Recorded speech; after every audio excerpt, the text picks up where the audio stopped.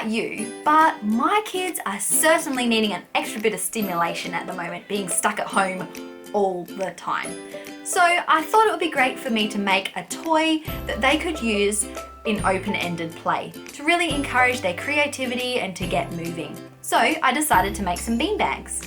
If we've never met before, hi, I'm Marie, and this channel is all about motivating mums to make and mend. I really hope you enjoy watching, and if you do, don't forget to like it down below. It really helps this channel out. And let's get making. My mum makes beanbags. I'm going to start by collecting all the fabric I'm going to need for this project. I'm using cotton poplin scraps, but you could use whatever you've got that doesn't have any stretch.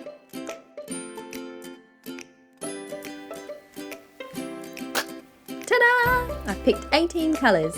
I'm making my beanbags 15 centimetres by 15 centimetres, but I've also added a 1 centimetre seam allowance around the outside of each edge.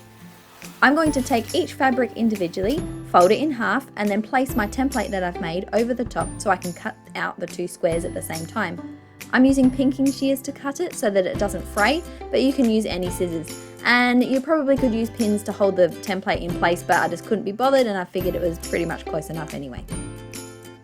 Feel free to adjust the size of this if you would like the beanbags bigger or smaller or a different shape, and then just repeat this same process, cutting each of your fabrics out in the same way.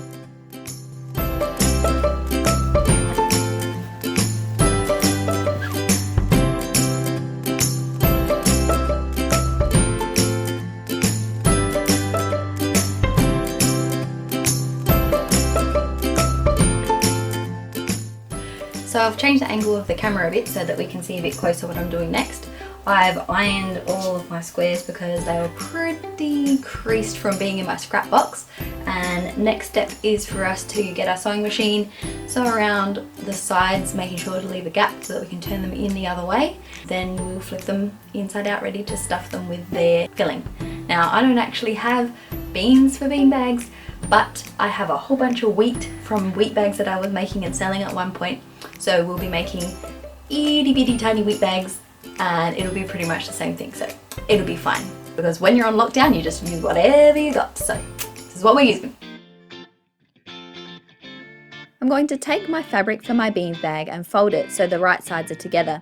And I'm going to sew around the outside using a 1 centimetre seam allowance, which is what I cut at the beginning. If you cut a different size seam allowance, you obviously can just adapt that to suit what you've cut at the beginning. To sew around each side, I am sewing a straight stitch and then placing my needle down at the corner so I can turn my fabric around. I'm going to make sure to start my stitching going forwards and backwards to lock my stitches in place, and doing the same when I get to the end. I have to leave a gap when I get to this final side here of about 1/3 of the way so that I can turn it inside out once I'm done.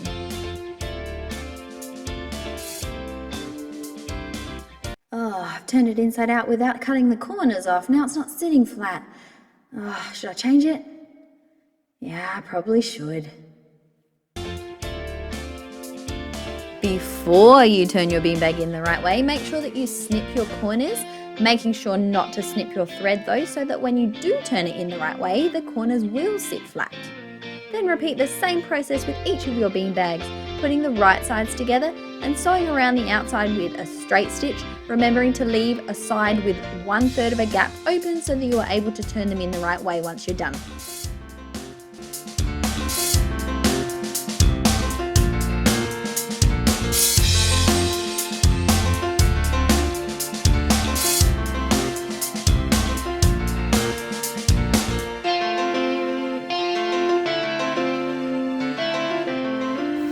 So once I've finished turning these all in the right way, the next job will be to top stitch the 3 closed sides, and that will just ensure that the seams don't pop, because I don't know if your kids are anything like my kids, but these are going to get a beating. So I've got to make those seams really strong. So I'm going to be top stitching around the 3 closed sides, filling them, and then sewing that last side closed once it's filled. So I'll just turn these last few in the right way and get started on that.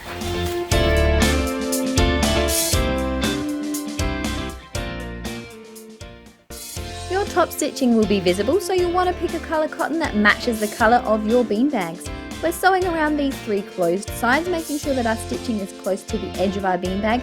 This will help to reinforce the seams, and it's also quite nice and decorative. To create this top stitch, I am running the side of my beanbag through the middle of the presser foot, and then I have moved my needle to the left a little bit so that it's a few millimeters onto my beanbag. And then I'm just going all the way around those 3 sides, going forwards and backwards at the beginning and end, chopping off the threads and doing the same for each of the beanbags. Don't forget to change the colour of your thread and your bobbin if you are changing colours of your beanbags as well.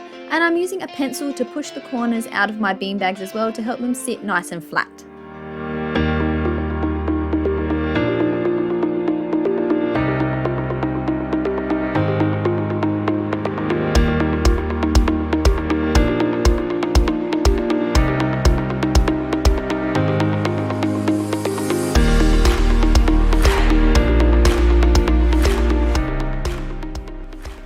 To fill my beanbags, I'm using a funnel in the hole and then tipping my wheat, or you could use beans or whatever filling you're using, in through the hole in the funnel.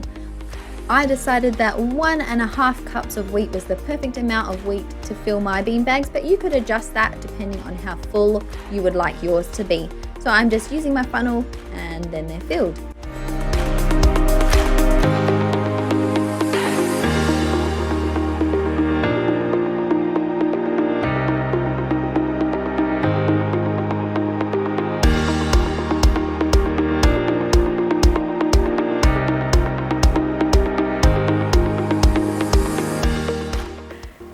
So they're all stuffed. Now we're up to the worst part of any sewing project, which is having to hand sew the hole closed. So let's get started.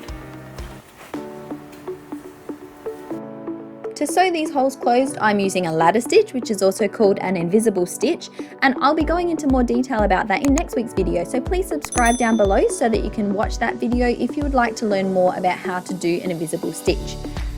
The basics of an invisible stitch are to first tie a secure knot in the end of my cotton and then place my needle inside the beanbag so that the knot stays on the inside, and then I'm going to do a little stitch on the side closest to me going in and out, and then a little stitch on the side further away from me going in and out, swapping sides so that where the needle comes out on one side is level with where the needle goes in on the other side. So I'm going in and out on one side, in and out on the other, making sure that the stitches are close together so that there is no gap. When I get to the end, I tie my thread off in another secure knot and cut off the end, and it's done. Ready for the next one.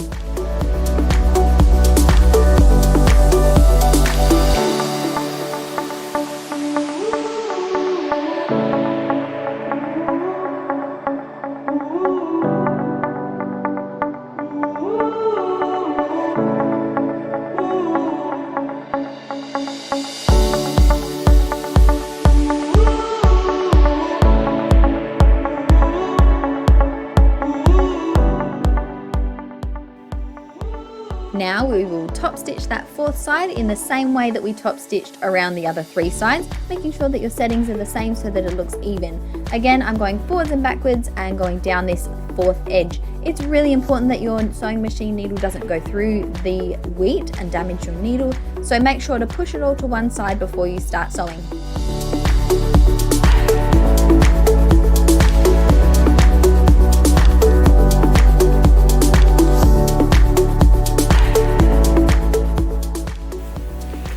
We're done. Keep watching so you'll see what my kids think of these beanbags. Our 3-year-old has enjoyed using these for different counting games and activities and imagination games, and here he is using them as little pillows for his teddies. Anyone else remember being at primary school and playing beanbag games where you would throw them into a hula hoop? That's kind of what they're doing here.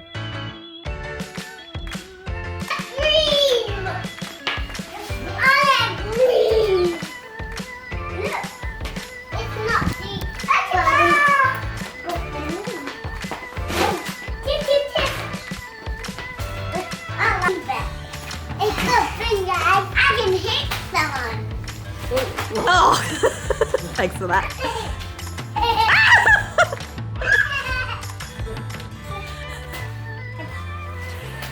So there you have it.